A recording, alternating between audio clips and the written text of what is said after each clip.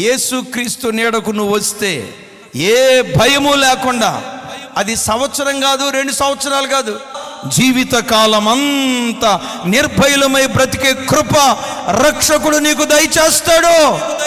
ఇంట్లో ఉన్నా లేకున్నా, ఆమేన్, డబ్బున్నా లేకున్నా నిర్భయంగా బ్రతికే కృప ఇస్తాడు. సార్, ఉద్యోగం ఉన్నా లేకపోయినా, వ్యాపారం ఉన్నా లేకపోయినా, ఆస్తి ఉన్నా లేకపోయినా, సార్ గవర్నమెంట్ ఉద్యోగం ఉన్నా లేకపోయినా, వ్యాపారం సరిగ్గా జరిగినా జరగకపోయినా, తినటానికి తిండున్నా లేకపోయినా, మీకులాగా బిర్యానీ లేకపోయి ఉండొచ్చు, కారపు మెతుకులు తిన్న నిర్భయుడిగా బ్రతుకుతాడు సార్ యేసుక్రీస్తుని కలిగినటువంటి వాడు.